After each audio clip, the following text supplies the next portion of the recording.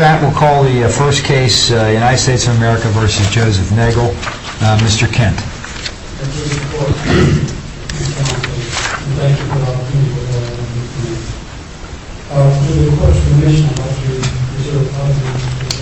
That request will be granted. Thank you. Also, would like to speak on the brief of the sentencing issue. Mr. Nagle has adopted a brief for Mr. Fink's counsel, Ms. Broughton, on the sentencing issue. I'd like to argue that just the standing issue for the issue. The issue in this case for Joseph Nagle and Mr. Fink is whether they had standing on the Fourth Amendment to challenge the FBI search of computers and computer servers. Now, just let me ask you this. Does Mr. Fink properly have a claim on the standing issue? I thought you said Mr. Nagle, the issue for Mr. Nagle and Mr. Fink. The motion blood, Judge, the motion blood was fully drawn. Yes, but didn't Mr.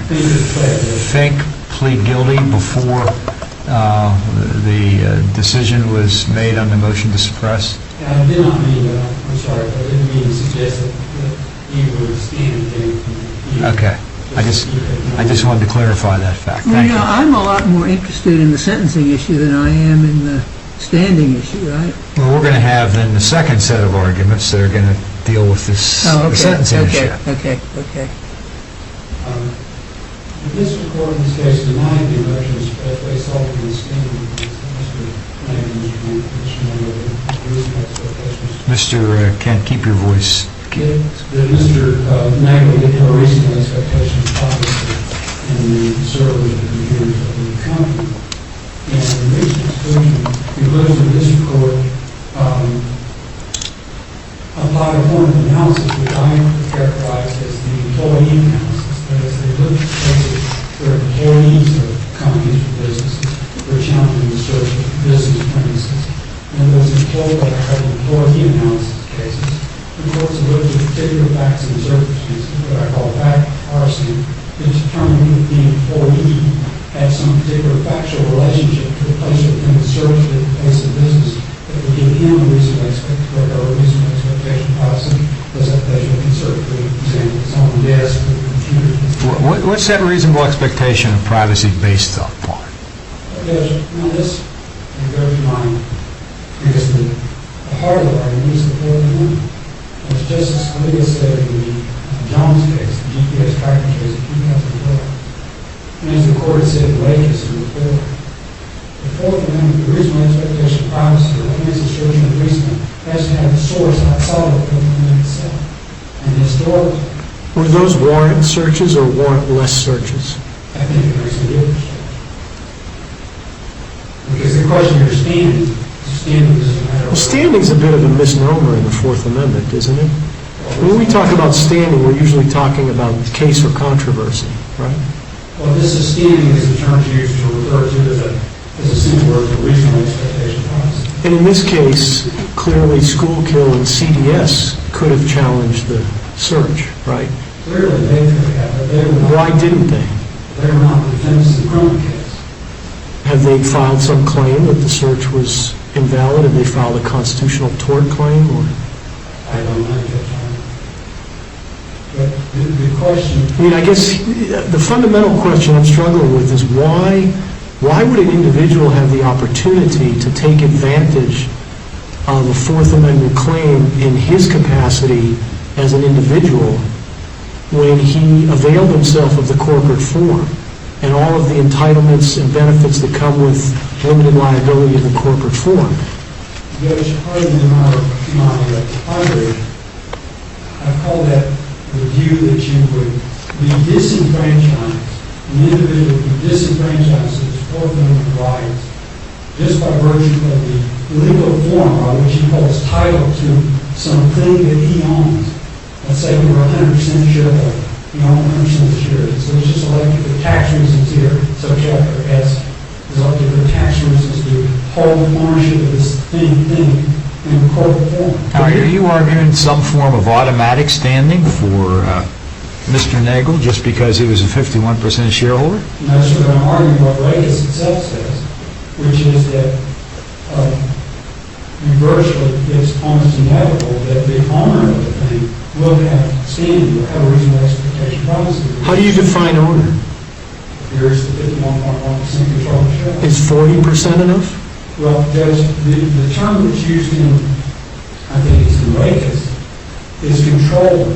It's owner. So Nagle has standing to challenge the search, but Fink doesn't.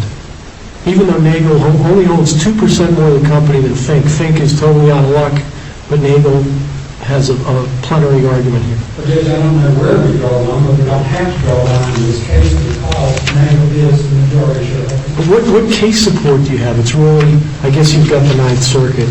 That's about it, right? Well, even there, Judge, and frankly, as I said, I think yes, the Gonzalez case is in my favor. I think our back place for Gonzalez is just the future health. But I think that even both of those cases analyze this problem wrong. Yeah, but even in Gonzalez, which you cite, and you think Gonzalez and the Ninth Circuit's in your favor, in that case, the shareholders individually owned the premises that was searched. In this case, the premises that was searched was owned either by the corporation or one of the buildings that was searched, I think may have been owned by Mr. Fink, but none of the buildings were owned by Mr. Nagle, so Gonzalez really doesn't help you. Judge, I think though to look at the form and title is just fundamentally conceptual. There's nothing in the Fourth Amendment or history of the common law at the time was adopted to suggest that form and title will control the right of the person to be protected in their persons, places. Should we look to who used the computers? And so the accepted standard of use of computers, and this was the exception cases that are cited in Racus for the exceptions, because I think the presumption is it's more than an automatic standard of the presumption that if you're the owner of the thing, you have a reasonable expectation of privacy. You have the right to prevent the trespass of the thing, or the come off of these receptions. So if I answer your question, if you wanted to use it, and somehow your use would take away from your claim your reasonable expectation of privacy. Say if you may use publicly, Well, if other people use the computer, and if other employees use the computer and you don't. Well, other people may say the owner of your home, your wife and children may use your home too. That doesn't cause you. It's in the nature of the thing. Yes, I think here, as long as your use of it's in the nature of the thing, you're otherwise excluding the public, you're excluding the government, you're securing the servers from outside intrusion. And that's evidence of the reasonable expectation of privacy. Here, this company had 150 employees. 140. Let's say employees 1 through 20 were indicted, and each of those employees had his and her own computer terminal. Would they have standing to challenge the search? Not generally, no. I think there you do have to look at the cases which examine the search based on the employee's particularized nexus to the thing that's being searched. So even though it's their computer, their business computer, their password, they use it every day, they don't have standing, but Nagle, a guy who never uses the computer, doesn't have the password, doesn't have access to that, he has standing. No, well, Judge Herman, that's right. I think that employee may well have standing as the his, as you put it, his. Well, that's what I asked you, the 1 through 20, do they have standing to challenge As to the computer. their business computers? As to the computer, yes. All right, and the flip side of that, why does Nagle have the right to challenge either Mr. Campbell's computer or Mr. Hubler's computer? Because he is the owner of the computer. The judge has... He owns them in his own name, or the company's own them? Yeah, I think that it's, I call it automatic standing upside down. If we're going to disenfranchise a citizen because of the arcane of the legal form title, that just to me, there's no reason. Well, this is more than just an arcane legal form of title. And, I mean, you're throwing out another legal concept when you start talking about legal form of title. I mean, this is a corporate entity. Could Nagle have paid taxes at the personal rate of 28%? Well, the effect of it is the subject of the share. I mean, you just pass through it, I'm not a tax lawyer, like it used to be. I think subject of the you just pass through. And so really, this is just purely the fiction. It's just this legal fiction that he's holding title as a majority shareholder. But that somehow would disenfranchise him. I don't see it. There's no, I would say this. It's not just that I don't see it. There's no Supreme Court precedent for that. In these cases, it was ever cited in the other circuits. Only one which has ever been decided to approve by this circuit, which was 51 years ago. That's not so long. Or maybe it was. Well, I think that they... how far does this reasonable expectation of privacy go? You're basically saying because he's a 51% shareholder, he can, in essence, challenge the seizure and the imaging of any employee's computer in that company. Isn't that what you're arguing? It is owned by his corporation, which he owns, yes, sir. That's automatic standing. You're disavowing automatic standing, but you're coming back and saying he's able to do it because it's his corporation. Unless he falls within one of the recognized exceptions that the Supreme Court has recognized, which would be, for example, regulatory search, administrative search, abandonment, unbeknownst to the public, search outside the territorial jurisdiction of the United States. Those are the exceptions the Supreme Court has recognized. I'm only arguing for the application of the precedent the Supreme Court itself said. In Burger v. New York, it's well settled. It says long-standing that the citizen has an expectation of privacy in commercial premises, just as in his home. The only exception the Supreme Court's made to that proposition, which is long-standing, is for regulatory search. All right, we'll have you back under law. Thank you.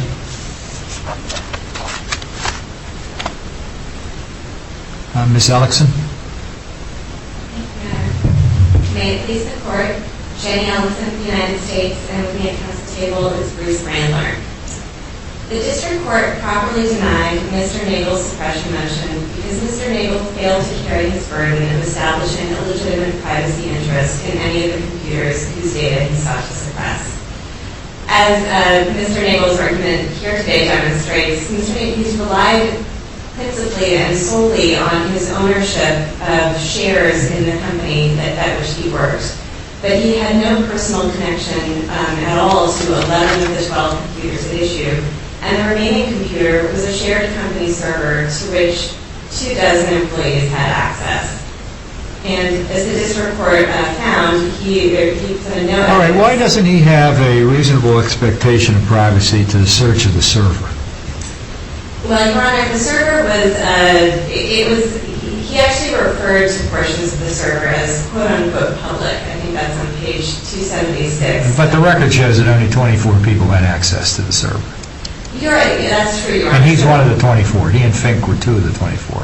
Yes, no, that's true, Your Honor. It was not open to the general public, but Mr. Nagle presented no evidence that he personally took any steps to prevent it from being open to the public. The company took steps. Well, but there were passwords. There were passwords. That was a company policy. Well, I mean, you can't say on one hand he took no steps and then acknowledge that there were passwords. It was password protected.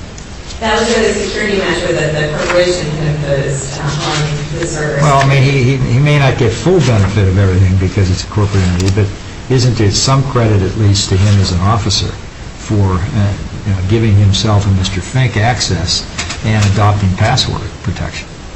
It's not clear that he even had anything to do with the decision to adopt password protection. He didn't deduce any facts on that front. But even acknowledging the fact that these were, there was a password protection to the server generally, Mr. Nagle presented no evidence about specific documents that he stored on the server. He much less explained where those documents were located or identify any measures that he had taken to keep those documents private from other people who had access to the server. What the server is essentially is the equivalent of, say, an employee break room in a workplace. And there's a bulletin board on the employee break room, and people have tacked flyers up to this bulletin board. And what Mr. Nagle is trying to do essentially is argue that he has a reasonable expectation of privacy in anything that someone pins to that bulletin board. But he hasn't really identified any steps that he took that indicate that he either actually expected things on the server to be private or that a reasonable person in his position would have thought they were.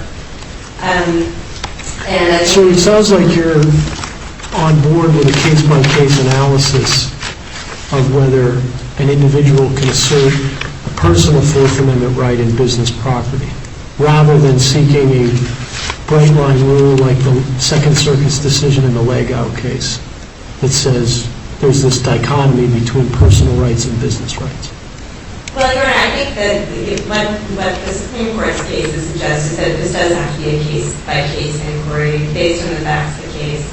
But I think that... But what are our guideposts? Is it, 51% ownership versus 49? Is it 100%? Is it companies that have fewer than 50 employees or fewer than 200? What? I think that Mr. Nagle's status as a majority shareholder in this company is largely beside the point. When this Court is considering his legitimate expectation of privacy. The Supreme Court said in the Oliver case that the premise of the property interests control the right of the government to search and seize has been discredited. This is a case we cited in our brief. We didn't use this exact quote, but generally there are some older Supreme Court cases that suggest that property ownership is relevant. But the Supreme Court has really moved into this general standard that what you have to do is on a case-by-case basis demonstrate a legitimate privacy interest. I think theoretically someone who is a majority shareholder could demonstrate that privacy interest if, for example, they showed that they exerted control over the location to be searched, that they had a personal connection to the materials seized. So his laptop, you're conceding, had it been seized, he would have standing on that? He would have had to carry his burden of proving that. I think, based on the record, it's likely he would have been able to make a showing with respect to this. I don't want to concede that since he didn't have to do it. But. Okay, I'm not assuming that you conceded that, but extending that laptop the next step,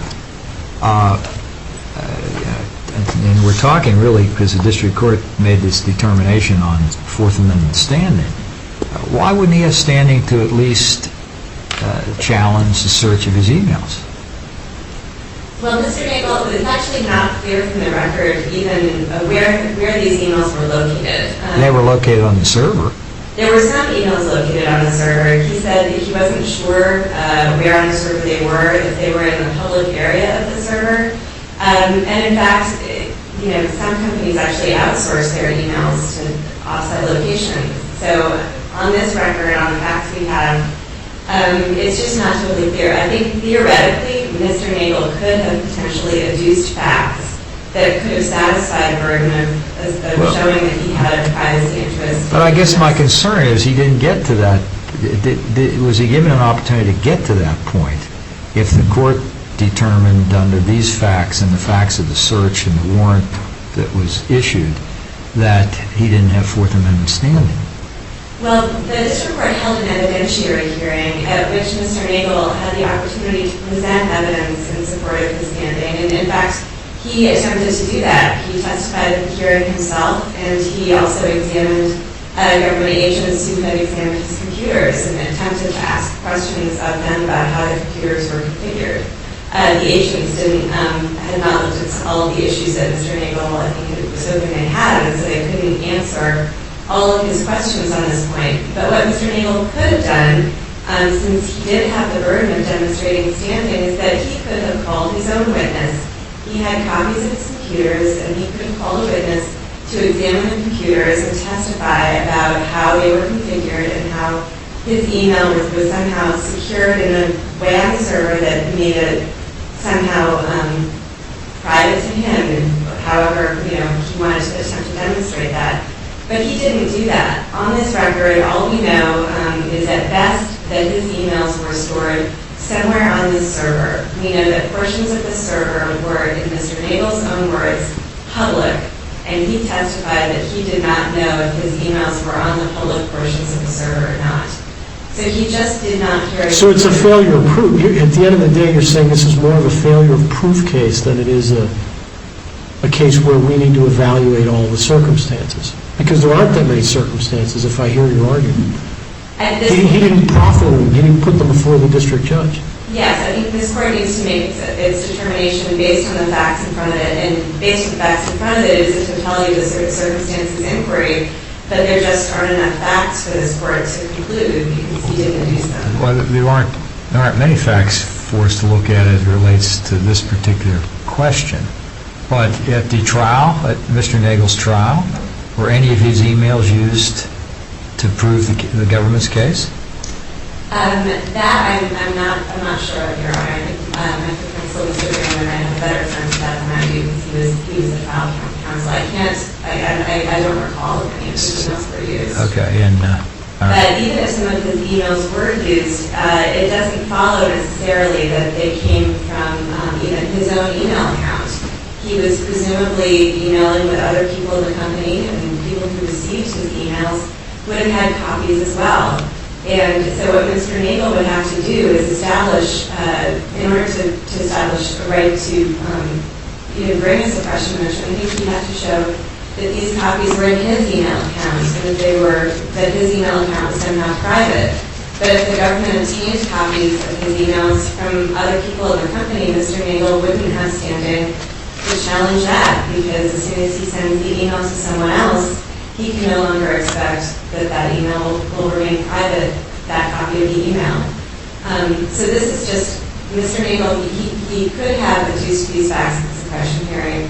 He could have presented the district court with information about what files he had where and how he protected them, and he just didn't provide the court with that kind of specific. All right, I think even in the cases, the line of cases that you urge us to adopt, like Brit and SDI Future Health Inc., you acknowledge that a shareholder could show a reasonable expectation of privacy if there was a nexus between his particular workplace and the area that was searched. Yes, I think just as anyone else in the company could show a reasonable expectation of privacy that way, so that the sole shareholder could as well. And so that's why those cases do not disenfranchise shareholders, as opposing counsel was suggesting during his argument. I think it just means that they're subject to the same rules as anyone else would be in a workplace, and they don't get a special privilege by virtue of their status as shareholders. And that's consistent with the Supreme Court's move away from looking at property ownership as being a dispositive factor in Fourth Amendment analysis. So the impact of your rule would be more narrow than what opposing counsel has suggested. I mean, he basically saying, well, no shareholder could ever establish a reasonable expectation of privacy if, in fact, all shareholders didn't have access. Right. No, I think it would have to be. I think basically a shareholder would have to undergo the same analysis as any other person in the workplace. And if, like any other person in the workplace, he could show, for example, this came from my office. This came from a safe that I only have the combination to. I think in those circumstances, I can imagine a court properly concluding that that defendant carried his burden. But Mr. Nagle has not done that here. Do you agree with Mr. Kent that the reasonable expectation of privacy analysis applies in the same way to warrantless searches as it does to this search where there was a warrant? Well, I think the analysis of whether there was a reasonable expectation of privacy does end up sort of merging with the question of whether there was a search or an improper search. And so I think it does become a little bit complicated. But I think this court could apply the same analysis to both types of cases. I do think the Supreme Court's analysis in the Jones decision was motivated. I think the court there was not looking at really reasonable expectation of privacy so much as it was looking at the question of whether or not there was an improper illegal search that would have required a warrant. You were talking about the Supreme Court's Jones case? Yes. Well, that's just they just said there's a trespass, that's all. Right. And that was a warrantless search. Exactly. But are there cases involving, I mean, this whole reasonable expectation of privacy comes out of Katz, right? Yes. Fourth Amendment protects people, not places. And Katz was a phone, was there a warrant in Katz? Or? I think there was no warrant in Katz. I'm trying to think of cases where there were warrants, where this reasonable expectation of privacy was the linchpin. I mean, it hasn't been for almost 200 years it wasn't an issue. It's given birth in Katz, and then it's repeated after Katz.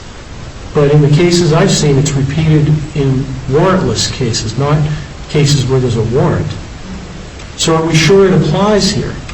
I do think, yes, no, I think definitely even a defendant in the case of a warrant, a search of a warrant does have the burden of demonstrating that it was his rights that were violated by the allegedly improper warrant. It's not that anybody, on the premises, maybe Mr. Nagle was not even on the premises, but you still need to establish the reasonable expectation of privacy even in the context of a warrant search. And we said that this year in U.S. versus Donahue, didn't we? Are you familiar with that case? I think the court's word for it, but I think there are cases like that, yes, that say it is a threshold requirement. I'm happy to answer other questions that the court may have about this issue or the other issues raised in the brief. I see that I'm low on time, so I want to give the court the opportunity. Is Mr. Brandler going to cover the harmless error question on sentencing? Mr. Brandler is going to be covering the merits of the loss issue. With respect to Mr. Nagle's specific harmlessness argument, I'm prepared to discuss that. Okay, could you comment on that? Yes, Your Honor. So Mr. Nagle's, to the extent, as Mr. Brandler will be addressing the merits of the loss issue, but even if there were some error in the district To court. the extent we didn't agree with Mr. Brandler. Right. Even I'm not if saying that we don't, but to the extent we did. Yes, even if you didn't agree with Mr. Brandler, there was no error as to Mr. Nagle because the district court ultimately gave Mr. Nagle exactly what he wanted.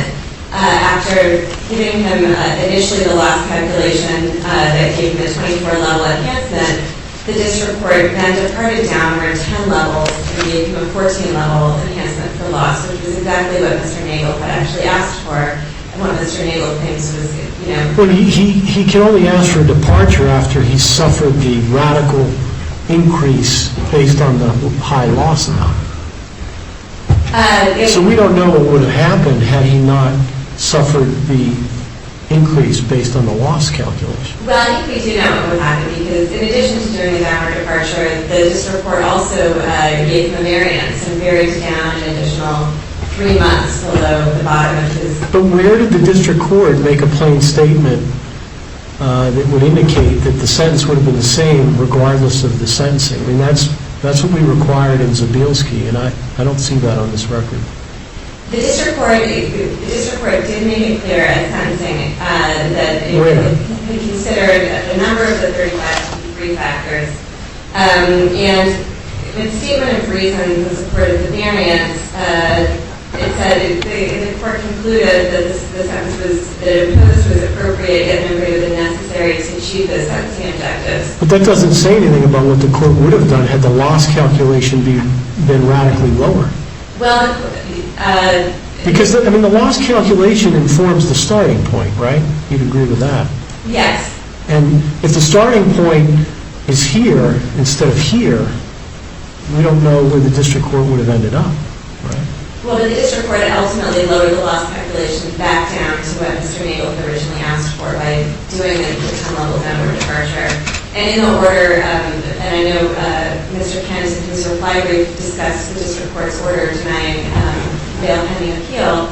In that order, the district court actually said that Mr. Nagle had suffered no prejudice from the loss enhancement, and that the court had determined, and based his sentence not on the guidelines, but based on its conclusion that the appropriate term of imprisonment was 84 months. And so, again, this is an after-the-fact statement by the district court, but it does confirm the district court's reasoning. I see that I'm out of time, so unless the court has further questions, the government will rest on its briefs.